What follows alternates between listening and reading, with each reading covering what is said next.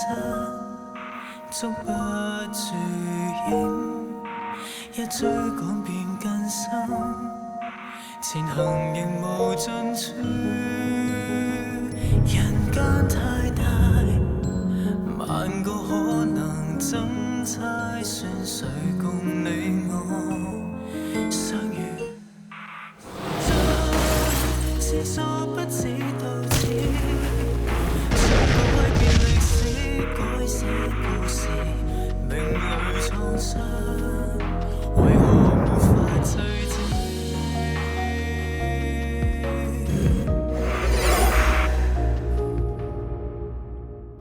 តាមសម្ដីរបស់ថៃកែលក់ដូរបានឃើញផ្ទាល់ភ្នែកថាអ៊ំឡាន់និងសៀវហ៊ុយឆ្លោះគ្នាព្រោះតែរឿងលុយ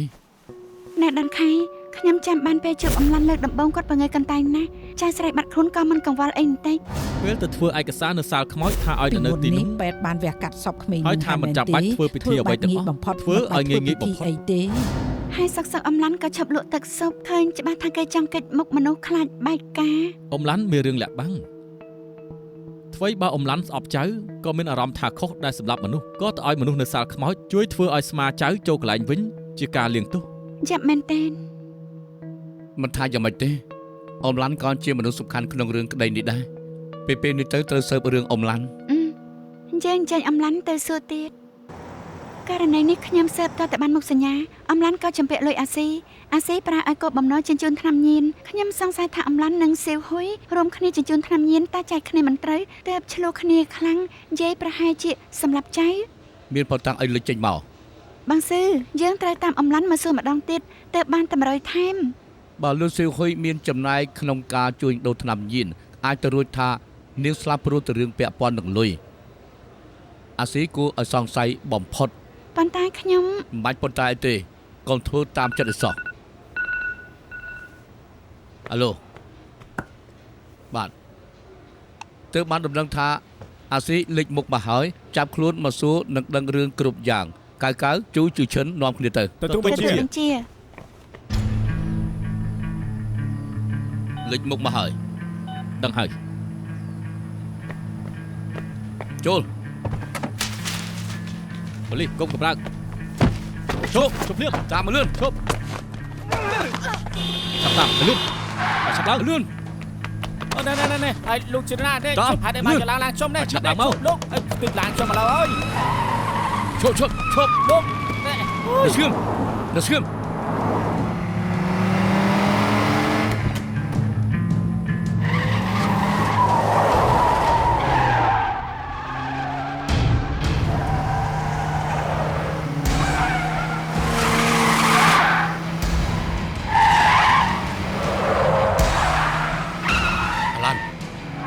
ឆៅណាទៅចិត្តតែបងស៊ឺខ្ញុំមិនចង់បានកាត់អីទេខ្ញុំធ្វើសន្យាថាមិនអាចដៃគូកាត់អី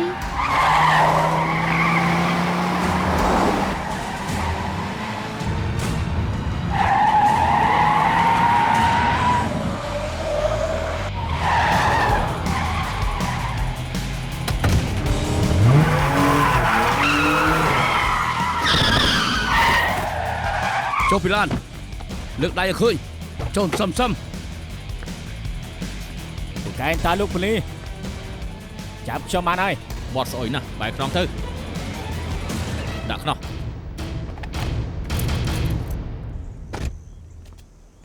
គួរតែជាទីនេះហើយរកអ៊ំឡាន់មិនទាន់ឃើញសោះមិនដឹងបាត់ទៅណាចាំទៅសួរចេញភេញឬថាគេដឹងសពន្ធភាពម៉ែកូនគឺមិនសូវល្អប្រហែលទេសួរប្រហែលជាដឹងរឿងដែលយើងមិនដឹងសួស្ដីមាននៅទេទ្វារអត់ចាក់សោទេ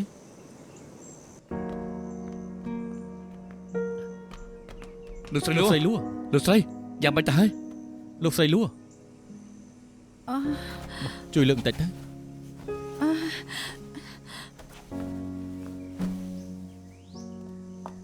ចោលចូលផ្ទះចាំខ្ញុំប្តឹងប៉ូលីសកុំប្តឹងប៉ូលីសហ េតុអីទៅផឹកទឹកសិនទៅមានរឿងអីទៅអ្នកណាវាយក្បាលលោកស្រីម៉ាក់ខ្ញុំអ៊ំឡាន់ណាម៉ាក់ខ្ញុំយកហៅឡាន់ទៅមិនក៏យកចៅទៅ លោកស្រីមិនប្តឹងប៉ូលីសមកជួយបានទៅ ខ្ញុំនឹងម៉ាក់មិនអាចចោទសម្រុងគ្នាបានថ្ងៃនេះឆ្លោះគ្នាព្រោះរឿងបនសំម៉ាក់ខ្ញុំខឹងទាស់តែងងឹតមុខទៅវាយខ្ញុំ តែហេតុអីក៏យកចៅទៅ ម៉ាក់មុខជាចង់គំរាមខ្ញុំមិនអីទេខ្ញុំចាត់ការខ្លួនឯងបាន ឈាមនៅហូរទៅមន្ទីរពេទ្យសិនទៅ មិនបាច់ទេខ្ញុំមិនចង់ទៅជារឿងធំព្រោះថាយ៉ាងម៉េចក៏ជារឿងក្នុងផ្ទះ តែរបួសលោកស្រីណា រឿងក្នុងផ្ទះយើងអ្នកក្រៅដោយលោកមិនយល់ទេយ៉ាងម៉េចយើងក៏ជាម៉ែកូនមិនខឹងគ្នាយូរទេមិនអីទេខ្ញុំចាត់ការខ្លួនឯងបានអរគុណដែលបារម្ភ បើចង់ឲ្យជួយអីតាក់ទងមកយើងបានណា អរគុណ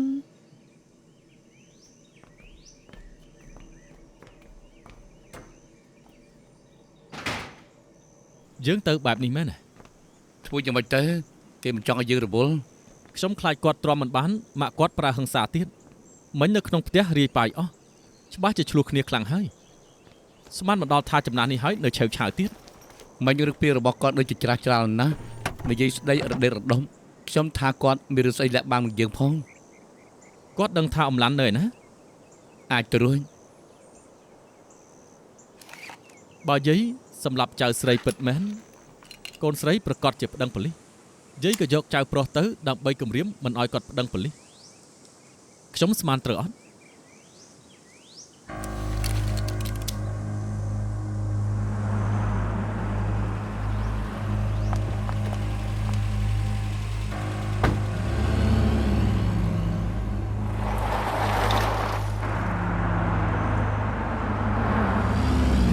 តាមតាន់ដែរទេ មិនដេចទេខាងមុខមានតែផ្លូវត្រង់មួយបើកទៅប្រហែលជារកឃើញ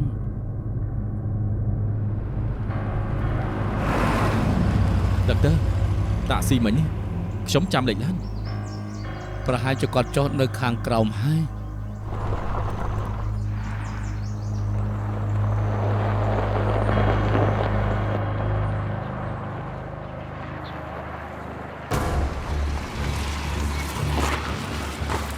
ដឹកទ័រផ្សែងច្រើនណាស់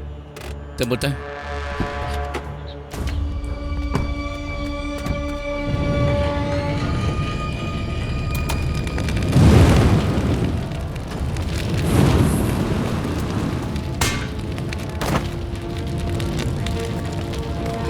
ហាឡាន អ៊ំឡាន់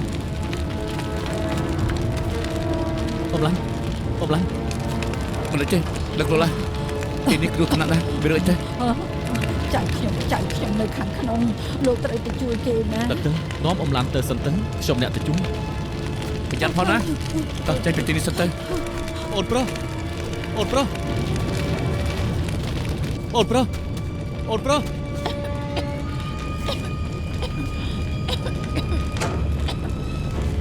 អូនប្រុសឆាប់ចេញខូចដៃទៅបោះបាត់នេះ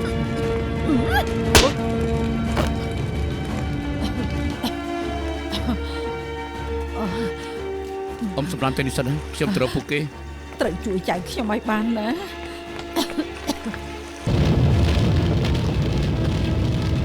ទៅឲ្យលឿនទៅ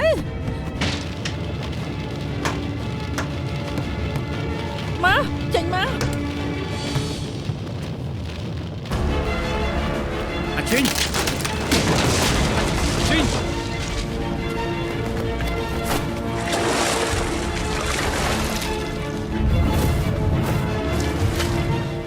អាឈិញតើឈិញទ្រាំតិចទៅមកលឿនអត់ធ្ងន់តិច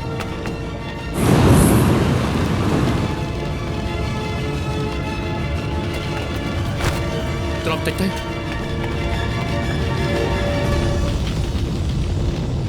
តែអ៊ំឡើងភ្លើងឆេះអស់ហើយពេលនេះគ្មាននរណារបួសទេពួកនាងបញ្ជូនមនុស្សមកបន្តិចមក ចៅប្រុសខ្ញុំណែឯណាលោកថានាំគេចេញមក សុំទោសសុកកូនអ៊ំស្រីវាយក្បាលខ្ញុំហើយក៏យកកូនប្រុសទៅ កូនខ្ញុំវាឈួនគេដឹងថាខ្ញុំនឹងហៅឡាននៅក្នុងផ្ទះក៏ដុតភ្លើងពីខាងក្រៅ គេជាអ្នកដុតហ៎នឹងប្រកាសជាមានមនុស្សស្លាប់ ខ្ញុំបិទទ្វារមិនឲ្យគេចូលគេបង្ខំឲ្យយើងចេញនឹង តែកូនអ៊ំថាអ៊ំចាប់ចៅប្រុសមកណា ខ្ញុំជួយចៅខ្ញុំនោះទេអាលីប្រាហៅឡានគម្រាមយកលុយពីខ្ញុំមិនព្រមឲ្យលុយទើបត្រូវនាំចៅខ្ញុំមកពួននៅក្នុងផ្ទះខ្ញុំស្មានថាគេមកតាមខ្ញុំបិទទ្វារមិនព្រមឲ្យចូលនាងដល់ថ្នាក់ដុតបង្ខំឲ្យយើងចេញ គាត់ធ្វើអញ្ចឹងធ្វើអីមិនក៏ចាំយកលុយពីអ៊ំ អ៊ំប្រាប់ការពិតមកអ៊ំសម្រាប់លោកស៊ីហ៊ុយមែនទេអ៊ំបង្ខំឲ្យចៅស្រីជញ្ជូនថ្នាំមែនទេ អត់ទេមិនមែនខ្ញុំទេ ដៃជន់ល្មើសតូចជាងដៃខ្ញុំបន្តិចខ្នាតដៃមិនត្រូវមិនមែនទេ អ៊ំប្រាប់រឿងទាំងអស់មកបើមិនប្រាប់ជួយមិនបានទេណាអ៊ំក៏ឃើញកូនស្រីហើយគេឈួតហើយចៅស្រីច្បងក៏នៅសឡំចៅស្រីទី2ស្លាប់ហើយពេលនេះចៅប្រុសពៅក៏បាត់ខ្លួនអ៊ំនៅចង់ឲ្យមានរឿងអីទៀត មែនខ្ញុំអ្នកខុសជាបាបកម្មរបស់ខ្ញុំរឿងទាំងអស់នេះកើតឡើងព្រោះខ្ញុំនៅមានម៉ាយចិញ្ចឹមអាលីម្នាក់ឯងដោយលំបាកណាស់ចង់ឲ្យនាងជាមនុស្សល្អបានមើលថែពេលខ្ញុំចាស់កាលពី16ឆ្នាំមុនខ្ញុំណែនាំអាចារ្យឲ្យនាងស្គាល់ក្មេងឈួតនឹងចូលចិត្តសប្បាយក៏ស្និទ្ធស្នាលគ្នាលឿនមិនយូរក៏មានផ្ទៃពោះឯងអង្គុយសិនមកក្មេងនៅក្នុងពោះឯងជាង4ខែហើយបើទៅពន្លូតចោលគឺវាបថុយស្លាប់ខ្លាំងណាស់មែនអាចារ្យជាមនុស្សមិនស្អាតតែគេបើកឡានធំក៏បានលុយច្រើនបើគេទទួលខុសត្រូវហើយឯងកុំកាច់រៀងអីចុងក្រោយគេក៏ការជាមួយអាចារ្យហើយក៏សម្រាលស៊ីងធីងក្រុមគ្រួសារ3នាក់មានក្តីសុខណាស់អាចារ្យស្រឡាញ់កូនស្រីណាស់មើលថែក្រុមគ្រួសារជាឪពុកដែលល្អកន្លងផុតមិនយូរអាលីក៏មានផ្ទៃពោះទៀតប៉ុន្តែមនុស្សដូចនាងមិនចេះស្កប់នោះទេគិតថាខ្លួនឯងនៅស្អាតរកប្រុសល្អទៀតបានចង់ជាលោកស្រីសុខស្រួលថែមទាំងជាមនុស្សលោភលន់ណាស់ហើយក៏ចៃលុយខ្ជាទៀតផង ខ្ញុំធ្វើការធូរសឹងស្លាប់ទៅហើយប្រាក់ខែក៏ឲ្យនឹងអស់ដែរនឹងចង់បានអីទៀតណា ខ្ញុំមិនខ្វល់ទេឯងទៅប្លន់អ្នកណាក៏ដោយពីពេលនេះទៅរកលុយឲ្យបានមួយខែ 20000 ទៅគ្រប់ចាយ នឹងគ្មានហេតុផលសោះសំឆៃបន្តិចមិនបានទេ ខ្ញុំទិញអីមានបញ្ហាត្រង់ណាគ្មានលុយទេបានលុយពីណាមកចិញ្ចឹមគ្រួសារយកប្រពន្ធកូនធ្វើអីរកលុយមិនបានមកជេរប្រពន្ធជាប្រុសឬអត់ទៅគ្រាទៅគ្រប់គ្នាមិនលំបាក ទៅងាប់ទៅ ប្តីវាយប្រពន្ធមានលើកទី1ក៏មានលើកទី2អាលីត្រូវគេវាយក៏នៅមិនរៀងដើរប្រាប់គេតាពីថាប្តីខ្លួនឯងរកលុយមិនបានក៏វាយខ្លួនគេល្បីតតែអាចារ្យដឹងគេខឹងទៅដល់ក៏វាយអាលីខ្លាយជាកូចោអាស្រូវក្រោយពីនឹងអាចារ្យកាន់តែឆេវឆាវក៏មានជំងឺបៃផូឡាក៏រងអារម្មណ៍ខ្លួនឯងមិនបានអ្នកក្នុងផ្ទះខ្លាចគេមានអ្នកណាហ៊ានជំទាស់ចិត្តគេពេលអាលីមានកូនទី3ផ្ទះមិនដែលស្ងប់សុខដែលចាប់បំផុតអាលីផ្ដើមលេងល្បែងទៀនអេឈប់ភ្លាមណាមិនក៏ឯងលេងល្បែងអញ្ចឹងចាញ់ហើយខ្ចីលុយដើរខ្ចីលុយគេតាពីហើយនៅចងការក្រៅប្រព័ន្ធទៀតផងអ្នកលេងមកទាលុយដល់ផ្ទះខ្ញុំឈប់លេងទៅលេងខ្ញុំទៅក្មេងឈួតធ្វើឲ្យមនុស្សមកផ្ទះត្រូវលំបាកគាត់ថាខ្ញុំចង់ហ៎លួចឈីចាវមកផ្ទះចង់តែសម្រាប់ខ្ញុំពេញខ្លួនខ្ញុំមានតែរបួសខ្ញុំរៀនមិនចំរលុយមិនបានខ្ញុំចង់រលុយឲ្យច្រើនដើម្បីចេញពីគេចង់ទៅចោលគេក៏មិនត្រូវលេងល្បែងបែបនេះដែរពេលនេះអាចារ្យដឹងទេថាឯងលេងល្បែងពេលនេះឯងមានបំណុលលេខក្បាលរសងគេមិនបានគិតយ៉ាងម៉េចខ្ញុំដឹងទេថាធ្វើយ៉ាងម៉េចម៉ាក់កុំភ្លេចណាពេលនឹងម៉ាក់ដើម្បីថ្លៃបណ្ដាការមួយសែនបង្ខំឲ្យខ្ញុំរៀបការជាមួយអាចារ្យគេជាមនុស្សឈួតដែលខ្ញុំបែបនេះមកពីម៉ាក់នឹងហើយចាំទុកផងទៅក្រោយមកខ្ញុំជួយសងបំណុលឲ្យតែនាងនៅលេងល្បែងទៀនអស់លុយក៏ចងការកាន់តែចងការក៏កាន់តែច្រើនខ្ញុំជួយសងបានតែលើកដំបូងតែប៉ុណ្ណោះខ្ញុំលែងចង់រវល់ហើយនេះជារបស់លូមួយឡានការពិតវាយ៉ាងម៉េច កូនស្រីគេចាញ់ល្បែងហើយក៏ជួយសងកូន មិនគោចេញឲ្យសរសេរសារថ្មី គេជួយសងកូនស្រីហើយក៏ចំពាក់ទៀតខ្ចីលុយនឹងណា ចាំងផេនលីខ្ចីលុយឯងរហូតមិនក៏គ្មានឈ្មោះគេអត់មានជំពាក់ឯងទេ គេជួយជញ្ជូនទំនិញឲ្យខ្ញុំដើម្បីសងបំណុលក៏ទុកថារួចខ្លួន បានន័យថាគេជួយជញ្ជូនថ្នាំឯងអញ្ចឹងហី មែនហើយតបងជិញភីងលីជញ្ជូនថ្នាំតែម្ដងទេ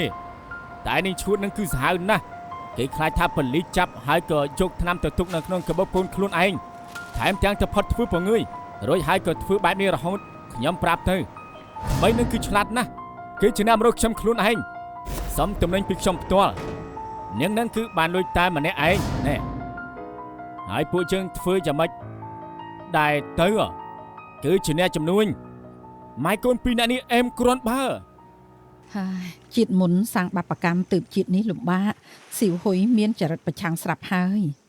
ថែមទាំងអាលីនៅធ្វើបែបនឹងទៀតជាគំរូមិនល្អដល់កូនយូរទៅកាន់តែផុងជ្រៅជញ្ជូនថ្នាំខុសច្បាប់ជាប់គុកណាមិនក៏ឯងធ្វើបែបនេះព្រោះម៉ាក់ឲ្យខ្ញុំជួយរលុយគិតថាខ្ញុំធ្វើដើម្បីសប្បាយហ៎រលុយហ៎ជួយលក់ស៊ុបខ្ញុំឲ្យថ្លៃឈ្នួលខ្ញុំខ្ជិលនិយាយជាមួយណាស់ខាត់តែពេលនាងក្មេងឈួតនេះឯងស្ដាប់ខ្ញុំណាឯងជួយលក់ខ្ញុំឲ្យលុយជួយយាយខ្ញុំបានប្រមាណទេពេលនេះខ្ញុំរលុយខ្លួនឯងធ្វើមួយជើងដឹងទេខ្ញុំបានលុយប្រមាណយើងមិនខ្វល់ចេញពីពួកមនុស្សអាក្រក់អស់នឹងទៅចង់បានលុយប្រមាណយើងឲ្យបានយាយចាស់នេះឈប់ក្បាលរឹងទៅលោកនេះប្រែប្រួលហើយខ្ញុំពូកែជាងយាយឆ្ងាញ់ណាស់ពូកែឈួតអីទៅវិញជាមួយយើងឡើងយាយចាស់មាត់ច្រើនស្បែកជួញចិត្តងាប់ហើយជេរយើងផ្ទះខ្ញុំយើងផ្ទះវាយ៉ាងម៉េចទៅវិញជាមួយយើងភ្លាមទៅកុំឆើឆៅកុំឆ្លោះគ្នាតាមពិតថាទៅនាងទៅជាបែបនេះព្រោះតែម៉ែបើមិនមែនមកពីអាលីឲ្យនាងជញ្ជូនថ្នាំនាងមុខជាមិនស្គាល់ពួកមនុស្សអាក្រក់មិនស្គាល់ពួកមនុស្សអាក្រក់មុខជាមិនធ្វើអាក្រក់បែបនេះម៉ែបែបនេះគួរជាប់គុកណាតាមពិតអ៊ំស្រឡាញ់ចៅ3នាក់ណាអ៊ំបារម្ភពីស៊ឺហ៊ុយព្រោះមិនចង់ឲ្យនាងដើរផ្លូវខុសដូច្នេះអ្នកដែលសម្លាប់ស៊ឺហ៊ុយជាជីងភីងលីមិនដឹងថាជាសំណាងអាក្រក់ឬជាកម្មពៀអាលីឲ្យលុយអាហ៊ុយជួយជញ្ជូនថ្នាំដំបងអាហ៊ុយក៏ស្ដាប់បង្គាប់តែពេលបានលុយក៏ប្រែប្រួលកាន់តែមិនពេញចិត្តគិតថាអាលីបានលុយច្រើនចែកលុយឲ្យតិចពេកពីរអ្នកម៉ែកូនឆ្លោះគ្នារឿងលុយទាល់តែបាក់បែកគ្នាចុងក្រោយម៉ែក៏សម្លាប់កូនតែខ្ញុំចង់ដឹងរឿងទាំងអស់ហេតុអីក៏ស៊ីវធីងនិងស៊ីវហ៊ុយឆ្លោះប្រកែកគ្នាហើយស៊ីវហ៊ុយស្លាប់យ៉ាងម៉េចអាលីមិនចង់ឲ្យស្វាមីដឹងថាលេងល្បែងតែអាហ៊ុយដឹងរឿងនេះទាំងអស់ទើបគំរាមអាលីដើម្បីយកលុយអាលីក៏ភ័យក៏ព្រមតាមចិនធ្វើឲ្យអាហ៊ុយខ្លាចជាក្មេងឡើងចាំងណាធ្វើបាបបងស្រីតែរហូតនៅថ្ងៃនេះខ្ញុំធ្វើស៊ុបនៅផ្ទះកំពុងរៀបយកឲ្យគេសុកអាធីងក៏ទេមកអាធីងទេមកមានការអីលោកយាយអាហ៊ុយមកប៉ះពាល់កាត់តារាខ្ញុំទៀតហើយខ្ញុំទ្រាំមកច្រើនហើយថ្ងៃនេះខ្ញុំត្រូវចាត់ការកុំណាកុំឆ្លោះជាមួយប្អូនអីចាំយាយទិញថ្មីឲ្យមិនបានវាធ្វើហួសពេកហើយវាមកវិញហើយខ្ញុំទៅជំរាបបញ្ជាឥឡូវនេះអាធីងហើយយ៉ាវីវហើយពួកគេឆ្លោះគ្នាឬអត់ហើយយ៉ាទេរកអាលីសិនខ្ញុំមិនទៅវាយ៉ាងម៉េចខ្ញុំជាបងឯងលែងខ្ញុំទេឯងទៅវាយ៉ាងម៉េចឆាប់ឲ្យមិនឲ្យថាមិនឲ្យទេសាមិនឲ្យមើលខ្ញុំនឹងសម្លាប់ឯងណែឆំឲ្យកាន់មកខ្ញុំវិញមកស្លាប់ហើយពេលទៅដល់ផ្ទះពួកគេអាធីងនិងអាហ៊ុយអត់នៅផ្ទះទេចៅប្រុសប្រាប់ខ្ញុំថាពួកគេពីរនាក់ឆ្លោះគ្នាដល់ថ្នាក់វាយតប់គ្នាហើយអាធីងក៏រត់ដេញតាមអាហ៊ុយទៅខ្ញុំខ្លាចគេពីរនាក់មានរឿងខ្ញុំក៏រត់ទៅតាមខ្ញុំសួរអ្នកជិតខាងក៏ដឹងថាពួកគេរត់ឡើងភ្នំលែខ្ញុំអើយហ៊ានវាយខ្ញុំម៉ែខ្ញុំទេរត់ថមមីឲ្យយកអាចងាត់មាត់ទូរស័ព្ទខ្ញុំស៊ីវហ៊ុយឈុំម៉ែណែធ្វើអីក្បាលត្រូវអីនឹងនៅសួរទៀតកូនស្រីល្អរបស់ម៉ាក់គប់ខ្ញុំចាំមែន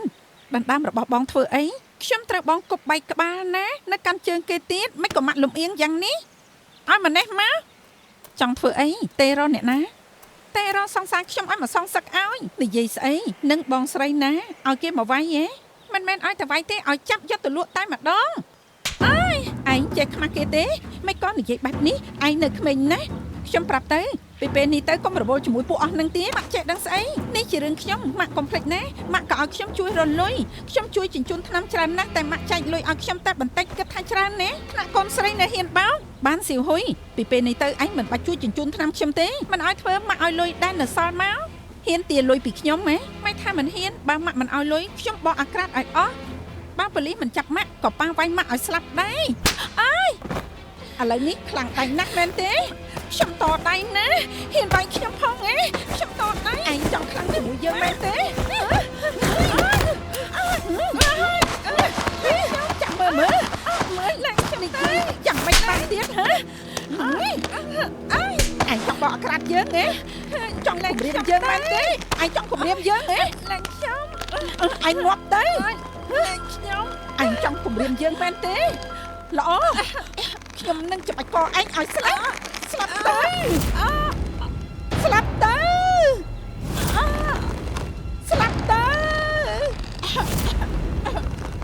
នៅពេលហ្នឹងអាលីយើងឲ្យឯងស្លាប់មិនដឹងថាខ្លួនឯងធ្វើអីទេខ្ញុំទៅតន់ខ្ញុំច្រើនគេចេញ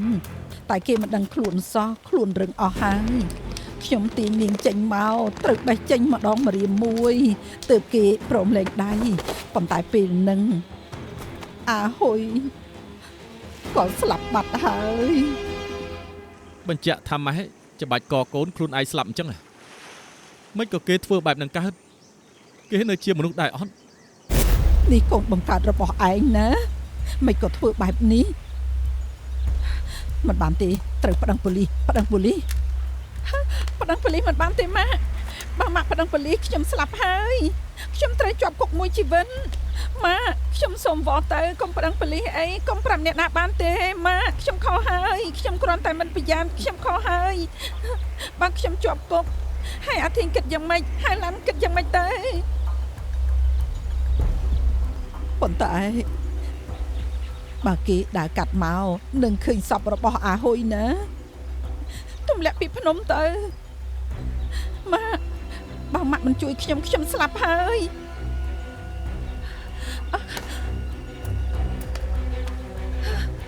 ឆាប់មកជួយគ្នាមកលឿនឡើងឲ្យលឿន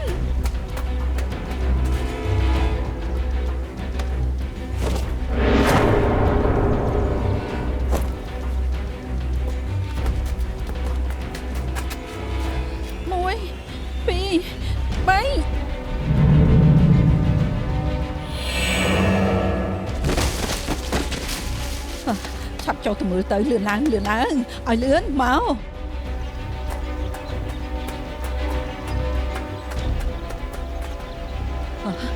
ក្រមតោះមកឆាប់ឡើងលឿនឡើងមកអាហ៊ុយខ្ញុំធ្វើខុសចំពោះអាហ៊ុយមកដល់ថ្ងៃនេះខ្ញុំនៅឃើញរូបភាពដែលអាហ៊ុយស្លាប់នៅឡើយយើងបោះសពចោលលើភ្នំជុំវិញមានតែសម្ោតនឹងកណ្ដុរខ្ញុំខ្លាចគេមកឃើញថ្ងៃក្រោយមកខ្ញុំក៏ជញ្ជូនមែកឈើឡើងភ្នំគ្របសំខ្ញុំត្រៀមជាមួយអាលីថាត្រូវនិយាយយ៉ាងម៉េចពេលដែលប៉ូលីសមកសួរពួកយើងបាននិយាយដូចគ្នាខ្ញុំគិតថាអាលីជួបរឿងធំបែបនេះនឹងកែខ្លួនជាមនុស្សល្អមិនស្មានថាគេឈាមតិចសោះកូនស្រីស្លាប់ហើយនៅធ្វើងើយពេលអាចៅស្លាប់គេនៅមកខ្ចីលុយខ្ញុំម៉ាខ្ញុំសុំខ្ចី 30,000 បានទេខ្ញុំទិញសម្បត្តិយន្តហោះនាំហៅឡានរត់ដែរឯងក៏ហក់អ្នកណាយកទៅលេងល្បែងទៀតហ្នឹងបនសពអាចៅត្រូវចាយលុយណាមើលឯងទៅម្ដងថារត់ម្ដងថាធ្វើបនសំមិនដឹងថានិយាយរឿងពិតឬក៏ហក់ទេរឿងបនសពខ្ញុំចាត់ការតែឯងមិនបានលុយមកកាក់ទេខ្ញុំត្រូវការលុយរត់ពិតមែនណាខ្ញុំនិយាយស្រួលមិនស្ដាប់ចាំឲ្យប៉ូលីសមកចាប់ខ្ញុំទៅពេញចិត្តដែរខ្ញុំគ្មានលុយបានអីឲ្យឯងថែមទាំងច្រើនឆ្នាំនេះខ្ញុំឲ្យឯងអស់ហើយនិយាយខាត់ពេលមែនឯងឈួតហើយឯងធ្វើបែបនេះមិនត្រឹមត្រូវទេណាពេលនេះខ្លាចជារឿងធំហើយអស់ច្រកហើយឯងទៅប្រគល់ខ្លួនទៅវាល្អជាងនេះស្អីឲ្យមកឯងធ្វើអីឯងឈួតទេកងដៃនេះគ្មានតម្លៃទេឯងធ្វើអីម៉ា ថ្ងៃនេះត្រូវឲ្យលុយខ្ញុំ1សែនខ្ញុំត្រូវជាបែបនេះក៏ព្រោះតែម៉ាក់ជំពាក់ខ្ញុំកុំបង្ខំខ្ញុំណាម៉ាក់មិនជួយខ្ញុំចង់ឲ្យខ្ញុំស្លាប់ទេល្អណាស់ខ្ញុំអស់ហៅឡានទៅស្លាប់ដែរឲ្យលុយមក នៅជាមនុស្សដែលអត់សម្លាប់កូនស្រីខ្លួនឯងហើយយកកូនប្រុសមកគំរាមម្ដាយទៀត មនុស្សបែបនេះពេលដែលឈួតហើយហ៊ានធ្វើគ្រប់យ៉ាងទើបខ្ញុំយកចៅមកទីនេះដើម្បីគេចពីនាងស្មានមកដល់ថានាងធ្វើបែបនេះដុតភ្លើងបង្ខំឲ្យយើងចេញ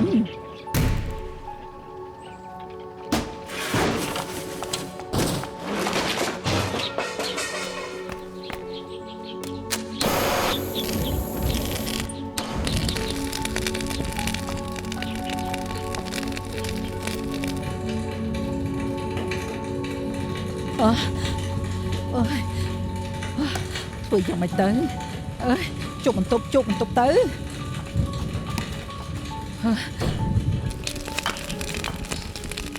ចាំមើលចេញមកទេ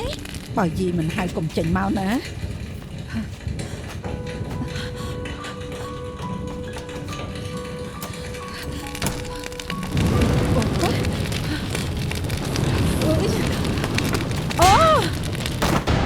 សំណាក់តែពួកលោកទៅដល់តាន់ពេលទើបខ្ញុំមិនអីមិនដឹងថាពេលនេះគេនាំហៅឡានទៅណាហើយទេរឿងនេះមកពីខ្ញុំមិនល្អបើខ្ញុំក្លាហានទៅប្តឹងប៉ូលីសពីរឿងនេះតាំងពីដំបូងអាចៅនឹងអាធីមុខជាមិនអីទេ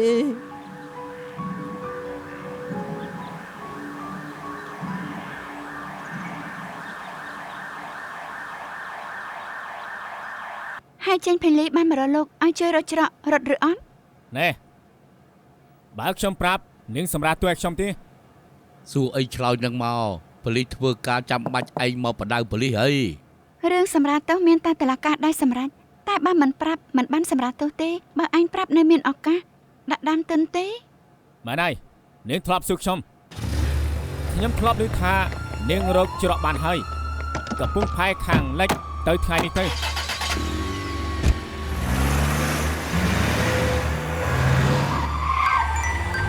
ចាយប៉ូលីសខ្ញុំនឹងដិតខែទើបតែសាកសួររួចអ៊ំឡាន់និយាយគ្រប់យ៉ាងអស់ហើយគេតកគឺចេញពេញលី ជានាងមែនយើងក៏បានដឹងថានាងមានកម្រងរត់កំពុងផាខាងលិច ចាយប៉ូលីសក្មេងសំខាន់បំផុតអ៊ំឡាន់ថាចេញពីលីឈួតហើយអាចធ្វើបាបក្មេងគ្រប់ពេលបានពួកនាងត្រូវឆាប់ចាប់គេបាន ពិតជាបានបាយ អូខេចាំចាត់តងមកណា ដឹកទៅឆាប់ទៅមើលទៅ ឡើង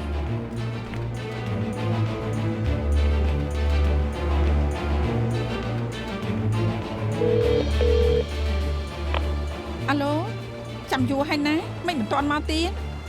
ចិត្តដល់ហើយចាំមកផ្លែតទៅ ឲ្យលឿនឡើងមក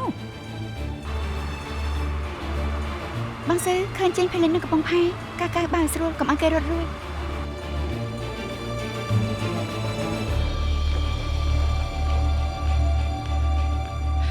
ហៅឡានតោះទៅតោះ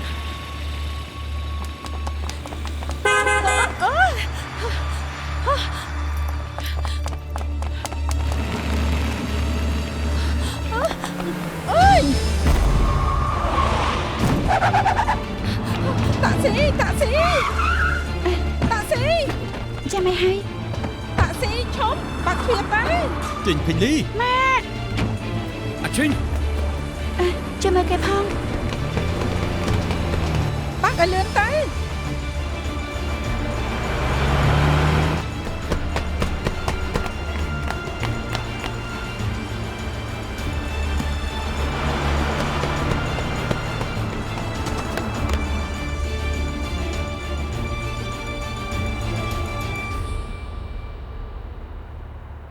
វាតែចាប់បានទៅហើយ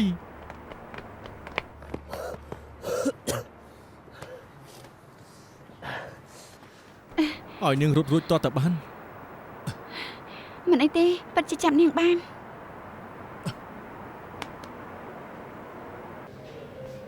មិញស្ដាប់ឯងនិយាយទៅអំឡាន់គួរអាណិតណាស់ដែលមានកូនស្រីបែបហ្នឹង ពេលខ្ញុំស្ដាប់អ៊ំឡាន់និយាយខ្ញុំមិនសប្បាយចិត្តណាស់ដាល់ខែក៏ស្ដាប់គេខឹងឡើងហើយផ្សែង ខ្ញុំក៏បបួលមកផឹកកាហ្វេនឹងបានត្រជាក់ចិត្តដាំខែ នៅខឹងដែលមិញចាប់ចេញភេងលីមិនបាន តែខឹងបែបនេះធ្វើអីមិញឯងរត់ឡើងហត់ណា ខ្ញុំឈឺចិត្តសល់តែបន្តិចចាប់បានហើយមនុស្សអាក្រក់បែបហ្នឹង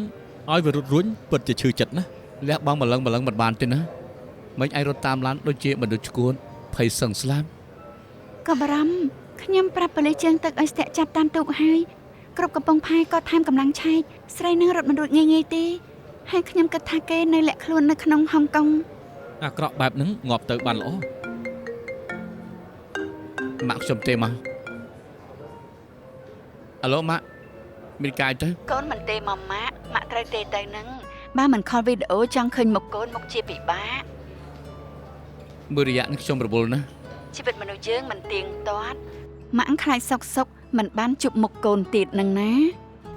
នេះម៉ាក់និយាយស្អីហ្នឹងមិនក៏និយាយបែបនេះទៅវិញខ្ញុំទំនេរខ្ញុំនឹងទៅរកម៉ាក់ ទំនេរអីហើយពេលណាបានកូនទំនេរពេលកូនទំនេរម៉ាក់មុខជាបាត់សូនហើយ ពេលនេះខ្ញុំនៅរោងអាហារប៉ូលីសកំពុងតែជាប់រវល់យល់អន់ចេះយប់នេះខ្ញុំ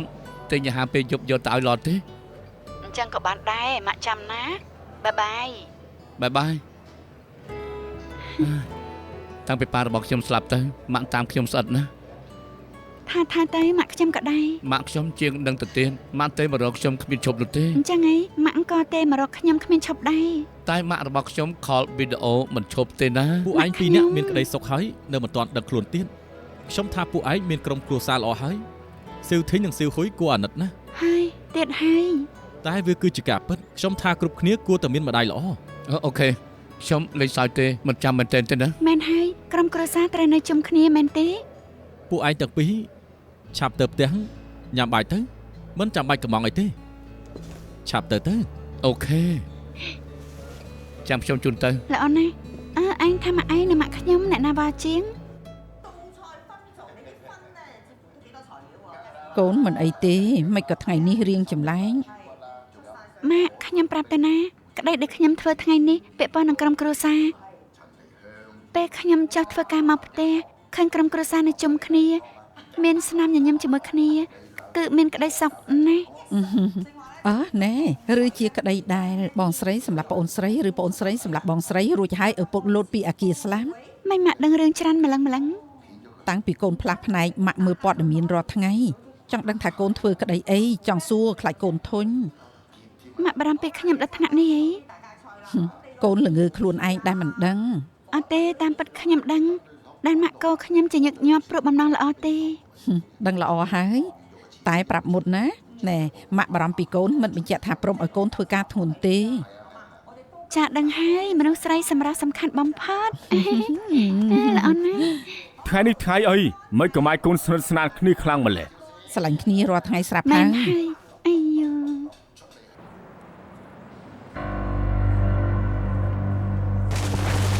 អូយស្អីនឹងអូយស្លាប់បាត់ហើយអូយ ស្លាប់បាត់ហើយហ៎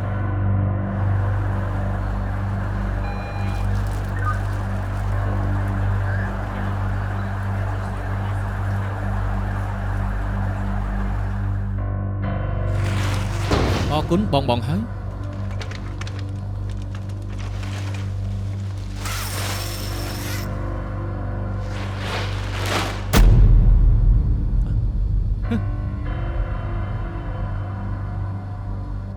អាឡូដុកទ័រខ្ញុំមានដំណឹងល្អ5មាននាយកសាកសពលុតសម្រាប់ខ្លួនមកទាយមើលថាជានរណាត្រូវហើយទេវតាដាក់ទោសហើយ របាយការណ៍នេះរួចហើយ អូខេប៉ុណ្ណឹងចុះចាយប៉ូលីសមកធ្វើអីដែរមិញខ្ញុំទើបប្រាប់ដំណឹងល្អទៅដុកទ័រ សំដៅលើក្តីចេញភេងលី មែនហើយនាងមកព្រោះតែរឿងក្តីនេះមែនដែរទេ ឯងសប្បាយចិត្តដល់ថ្នាក់នេះហី គេធ្វើរឿងអាក្រក់មកច្រើនណាស់បើរត់រួចមិនយុត្តិធម៌ទេគេធ្លាក់មកពីកន្លែងខ្ពស់ណាស់ដែលជើងបាក់អស់តែងាប់ស្រួលបែបនេះស្រួលពេកហើយខ្ញុំទៅធ្វើការសិនចាំជួបគ្នា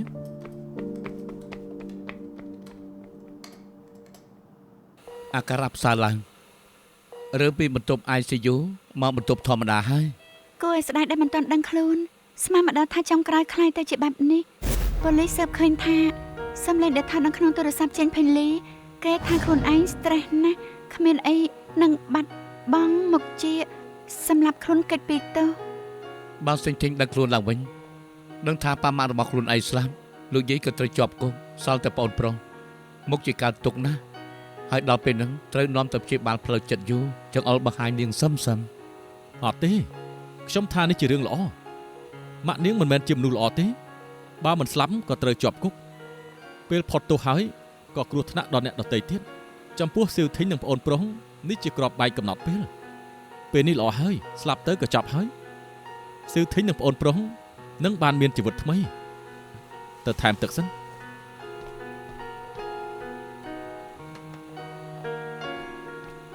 ដុកទ័រ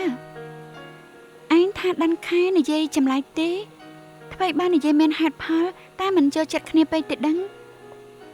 យ៉ាងម៉េចក៏មានអ្នកស្លាប់សប្បាយចិត្តម្លឹងអីបន្ទោសគេមិនបានទេការងាររបស់គេជុំនឹងសាកសពញឹកញាប់គេឃើញក្តីស្លាប់ជាមួយនឹងសែមវាមិនចម្លែកទេតាមពិតទៅគេយល់ចិត្តសេធីងនិងប្អូនប្រុសគេណាគេគិតថាចេញពេញលីស្លាប់ទៅជាការដោះលែងពួកគេឯងនិយាយត្រូវគេចម្លែកបន្តិចតែយើងចូលចិត្តគេក៏ល្អហើយនៅទីបំផុតក្តីនេះក៏ចប់ហើយអ្វីបើចប់មិនស្អាតប្រមាណតែខ្ញុំទទួលពាក្យជាមួយនឹងសេងធីងថាចាប់ជនល្មើសឲ្យបានស្អីគេលោកអធិការខ្ញុំជាអ្នកទោសដាក់ខ្នោះទេបន្ទោសខ្ញុំមិនបានទេហៅឯងមកញ៉ាំស៊ុបឆ្នាំងភ្លើងឯងមិនព្រមមកថែមទាំងធ្វើមុខស្អុយទៀតនិយាយតាមត្រង់ក្រៅពីរឿងហ្នឹងទៅខ្ញុំមិនចង់ជួបក្មេងនឹងប្រមាណទេក្មេងមិនដឹងអីបានជាកន្លងក្បាលឯងចិត្តទៅលេងតិចទៅមកស្នងការដឹងថានាងនឹងពិបាកទប់ទល់មិនគិតថាចាត់ការទេអីខ្ញុំចាត់ការហើយប៉ុន្តែមកពីនាងពិបាកទប់ទល់ថែមទាំងច្រឡោតបានជាបិទក្តីនឹងបានណែតាមពិតទៅនាងគោរពឯងខ្លាំងណាស់អញ្ចឹងពីនេះទៅឯងត្រូវមើលថែនាងខ្ញុំគ្រាន់តែមើលពីចម្ងាយទេវ៉ាយកចិត្តទុកដាក់នឹងខ្ញុំណាស់ណ៎ប្រកាសណាមានរឿងល្អៗត្រូវចែករំលែកឯងត្រូវផឹកឲ្យច្រើនណាណែបោកស៊ឺមកហើយបោកស៊ឺខាងនេះលឿនខ្ញុំចាក់ស្រាឲ្យនេះកៅខ្ញុំសផឹកឲ្យបងស៊ឺនេះខ្ញុំដឹងថាពេលខ្លះខ្ញុំឆេះឆានបន្តិចព្រោះលើកនេះបងចាប់អាស៊ីបានទើបបិទក្តីបានសម្រេចអរគុណ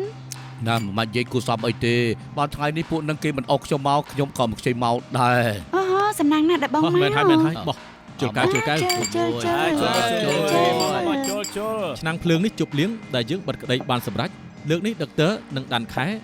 និងជាហ្វូជួយច្រើនណាស់អរគុណណាស់ខ្ញុំប៉ាវគ្រប់គ្នាជប់សិនយើងទាំងពីរនាក់ជួយការងារពិតមែនហើយឯងធ្វើអីសំទោសពេលអ្នកស្រុកធ្វើពិធីខ្ញុំក៏ចូលរកមុខសញ្ញាឲ្យដែរឲ្យគ្រប់គ្នាសុខភាពបំមុនធ្វើការរលូនជប់លៀងដែលម៉ែចិត្តយៈនឹងងាប់ជុលមួយ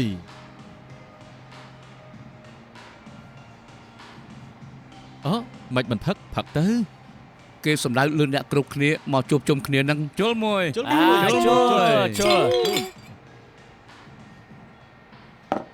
មកគ្រប់ហើយបើអញ្ចឹងថតរូបជាមួយគ្នាល្អណាស់មកជុំហើយញ៉ាំសិនទៅល្អទៀតនៅមិនទាន់ឆ្អែតទេតែថតរូបមិនទាន់សម្បត្តិថតរូបមួយថតរូបជុំមកជួយថតអញតិចមកត្រៀមទាំងអស់គ្នាគ្រប់គ្នាត្រៀម1 2 3អរគុណដែលជូនមកអរគុណស្អីទៅផ្លូវឆ្លងកាន់តាមែនហើយលើកនេះអញក៏ប្រកាសណាស់រកអំឡាន់ឃើញហើយធ្វើឲ្យនិយាយការពិតទាំងអស់បានឯងមានប្រភ្នូលអីបានដឹងថាគាត់នៅណាអត់ទេខ្ញុំគ្រាន់ស្មានទេ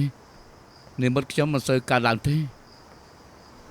ឯងធ្លាប់និយាយថាមើលឃើញអនាគតជាការពិតអីនាងមិនជឿទេមិនក៏សួរម្លឹងអត់ទេតាំងពីមានរឿងលើកមុនខ្ញុំផ្ដាំជឿហើយថ្នាក់ហ្នឹង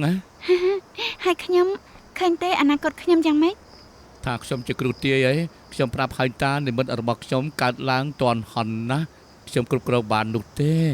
សុកក៏មើលឃើញហើយពេលអញឃើញរូបនិមិត្តលើកដំបូងពេលណាដែរគូតែជា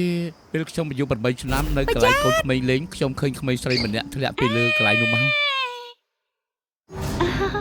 អាបើនឹងគេនេះឯងអញ្ចឹងខ្ញុំមាននិស្ស័យជាមួយគេហើយនាងញញឹមស្អីគ្មានអីទេធ្វើខ្លួនចម្លែកខ្ញុំឡើងទៅហើយណាបាន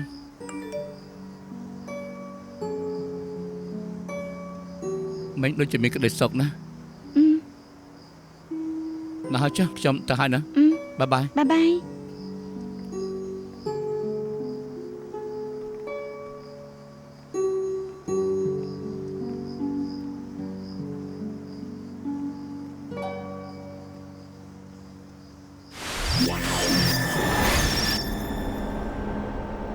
ឆេហ្វូខ្ញុំមានរឿងចង់អញជួយ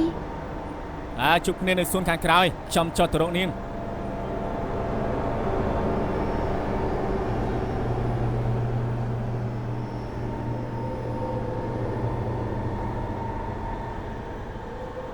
ឈៀហ្វូ ម្ដាម ប្រាប់មកដុកទ័រនឹងស៊ីងខឡាន់នៅឯណា ធ្លាប់សួរហើយមែនទេខ្ញុំប្រាប់ប៉ូលីសអស់ហើយគ្មានអ្វីនិយាយទៀតទេ ឯងចូលចិត្តឡាយផ្ទាល់មួយអាទិត្យច្រើនដងខ្ញុំសើបហើយតាំងពីដុកទ័របាត់ខ្លួនទៅឯងមិនបានឡាយផ្ទាល់ទៀតទេហេតុអីការពិតមានរឿងអីពាក់ព័ន្ធនឹងពីរអ្នកនឹងមែនទេ សំទោសខ្ញុំប្រាប់ហើយថាខ្ញុំនេះគ្មានអ្វីនិយាយទេខ្ញុំមិនដឹងពិតមែនណាខ្ញុំមិនដឹងទេអូខេ ល្អណាស់មិនព្រមនិយាយមែនទេខ្ញុំចាំឯងទៅស្នងការឲ្យមូស៊ីមកយប់សិន ហើយអ្នកប៉ូលីសខ្ញុំបានឮថានាងចាប់ខ្លួនឡានមិនបានខ្លួនឯងនាងសុកចិត្តចង់ចាប់នាងឲ្យបានមែនទេអូខេចាប់ខ្ញុំទៅខ្ញុំគ្មានធ្វើខុសច្បាប់ទេបើហួស48ម៉ោងក៏ចេញមកវិញបាន ល្អណាស់ឯងមើលទៅ នាងចង់និយាយអី ថ្ងៃនឹងឯងក៏ទៅដែរបញ្ជាក់ថាពួកឯងស្គាល់គ្នាពេលនេះស៊ីងខឡាន់សម្រាប់មិត្តភ័ក្ដិខ្លួនឯងនៅកាន់ជើងគេទៀត